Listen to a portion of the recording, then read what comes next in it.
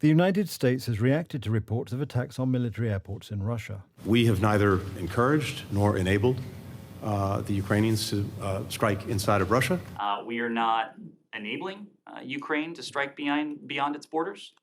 We are not encouraging Ukraine to strike beyond its borders. Everything we are doing, everything the world is doing to support Ukraine is in support of Ukraine's independence, its sovereignty, its territorial integrity. The Kremlin has accused Ukraine of carrying out attacks on military airports deep inside Russia. The authorities in Kiev have so far not officially addressed these allegations, as they may soon have much more serious problems. Ukraine, which faces high inflation and unemployment, was supposed to receive support from the European Parliament.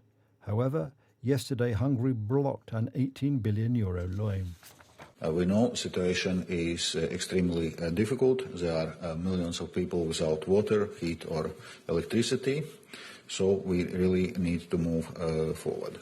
Well, since today one member state objected, we did not reach agreement today. The work will continue on the days ahead. Hungary has decided to blackmail the European Union, which does not want to disperse funds from the National Recovery Plan over the failure of Viktor Orban's government to meet the milestones written in the framework. According to Polish politicians, the Hungarian leader's behaviour is immoral and selfish. The Hungarians are playing hardball here, and they are using Ukraine to do it. Poland would not do that. We are pursuing a different policy. For the time being, they are looking for another way to unblock this EU loan, which would not require the consent of all 27 countries. There is still some time. So far, we are in December. Poland will certainly continue to help its neighbours across the eastern border. Poland provides humanitarian aid directly to Ukraine.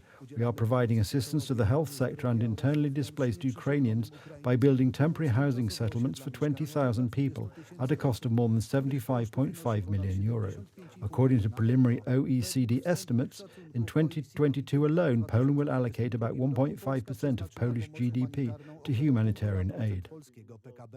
A United Nations humanitarian mission has been working in Ukraine since the 24th of February. The result of its work is a comprehensive report presented today which documents war crimes committed by Russians. We documented the deaths of 441 civilians, which includes 341 men, 72 women, 20 boys and 8 girls. We are still in the process of corroborating an additional 198 alleged killings in these areas. There are strong indications that the summary executions documented in the report may constitute the war crime of willful killing, as the circumstances surrounding these deaths suggest that Russian soldiers knew that they were targeting civilians but still used lethal force. Moscow has repeatedly denied accusations of targeting civilians in Ukraine.